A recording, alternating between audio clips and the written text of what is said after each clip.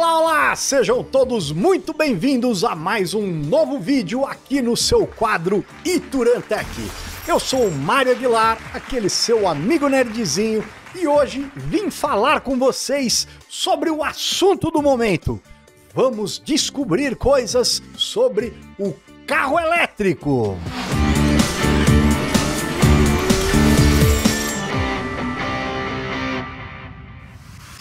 Muito bem, que delícia, isso aí, você que está aí brincando com seu carrinho de remoto aí em casa e pensando, puxa vida, por que eu não coloco um carro elétrico logo na minha garagem, não é verdade? E aí começam as dúvidas, não é? E aí, eu taco o carro na garagem e faço o que com ele? Como é que ele anda? Onde que carrega a pilha? Onde que troca? O que eu faço? Eu tive todas essas dúvidas, fui atrás de me informar e aí a coisa complicou. Descobri que tem um monte de modelo de carro elétrico, gente. Nós temos 4 tipos de siglas que representam hoje os carros que estão sendo comercializados no varejo. Vamos prestar atenção a todas elas e vamos explicar cada uma. É incrível, olha só que bacana, números muito interessantes. Lembrando que o mundo do carro elétrico começou a tomar forma, né, com aqueles atores de Hollywood, não é verdade? Que sempre querendo falar muito bem sobre o clima, redução de gases tóxicos, e aí eles começaram a troca dos equipamentos, né, dos seus veículos automotores. Porém, o que ocorre? Infelizmente, veículos ainda muito caros e, eventualmente, os números começaram a melhorar muito recentemente. Então, só para a gente ter um título de comparação aí para a gente lembrar. Em 2020, no Brasil, foram emplacados apenas 800 veículos elétricos aqui no nosso país. Mas a notícia boa é que agora, em 2022, terminaremos o ano com 8.000 veículos elétricos emplacados no nosso país. Um aumento significativo, 1000% em 2 anos, e a coisa tem que melhorar. Mas vamos falar das siglas, né? Falei lá, então, vocês conhecem, já sabem o que é HEV, PHEV, BEV, FCEV?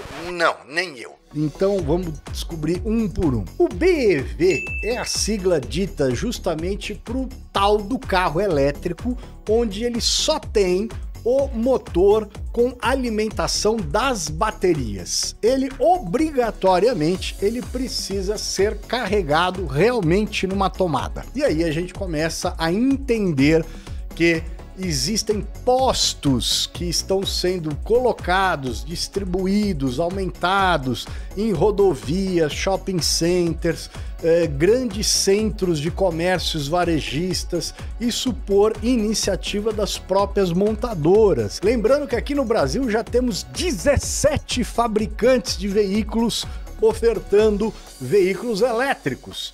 Então, praticamente todas as marcas, a sua marca de preferência, a sua montadora do coração já tem um veículo elétrico guardado para ser seu. Muito bem, o que a grande brincadeira, a grande novidade desses carros elétricos é que está se estudando muito como é possível aumentar a autonomia daquela bateria. Esse é o ponto. Por que não se vende tanto carro elétrico? Não só por causa do custo, obviamente, mas, infelizmente, a autonomia daquela bateria ainda não é algo tão fantástico. Lembrando que alguns veículos chegam a ter uma autonomia até que pequena, no máximo 150, 160 quilômetros, o que é muito pouco, ou daria sim para as pessoas do dia a dia fazerem as suas viagens somente entre casa-trabalho, trabalho-casa, mas não viagens de deslocamento maiores. Outra coisa super interessante que a gente precisa falar, realmente, qual é a grande diferença da parte da frenagem. E esse é um dado bacana que eu também não conhecia. Os freios de todos os carros elétricos levam a siglazinha de KERS, Cars. E essa siglazinha é porque eles são freios regenerativos. toda vez que você freia o veículo, o próprio sistema do freio consegue realimentar a bateria. Olha que coisa interessante.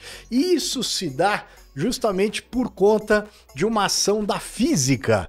Isso porque a energia cinética que gera calor é captada pelos freios regenerativos para a alimentação da própria bateria. Muito bem, muito bem. Vamos lá. Então já vimos que tem o carro que vai para tomada, óbvio. Aí você vai ter que realmente ou montar um ponto dentro da sua residência ou pedir para o condomínio que você mora fazer uma instalação dessas. Normalmente os carros estão optando, eles podem ser carregados inclusive em tomadas 220 volts basicamente.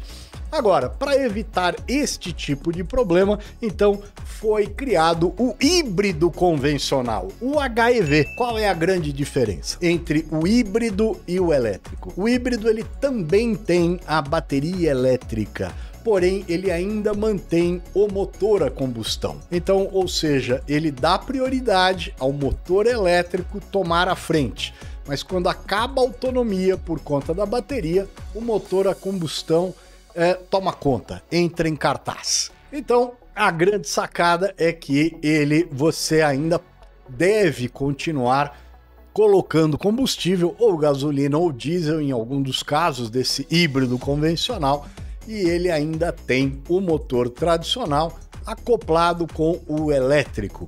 Diminui a parte de emissões de gases e tem uma boa economia, mas não, obviamente, tanto quanto o veículo elétrico. E agora tem o elétrico plug-in, PHEV. Esse, ele tem um motor a combustão, ele tem um motor elétrico e ele também aceita a recarga do elétrico na tomada. O híbrido convencional, ele só faz a recarga da parte da bateria elétrica na regeneração da frenagem, com aqueles freios KERS que nós comentamos inicialmente.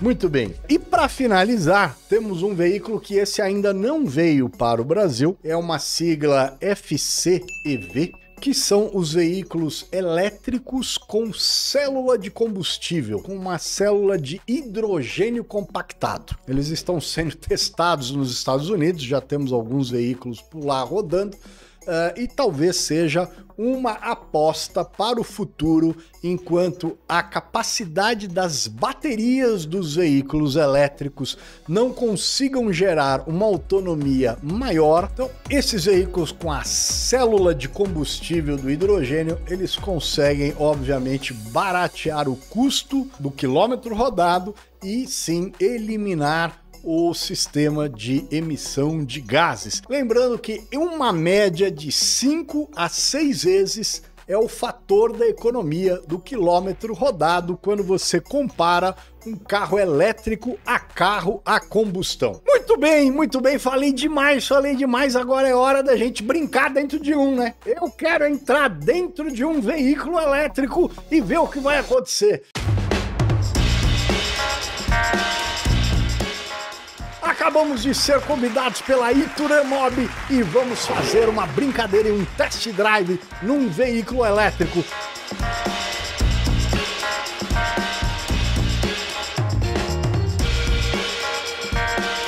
Lembrando vocês que a Ituran é uma grande empresa internacional e líder aqui no Brasil no monitoramento e rastreamento de veículos automotores. Eu já tenho o meu rastreadinho pela Ituran.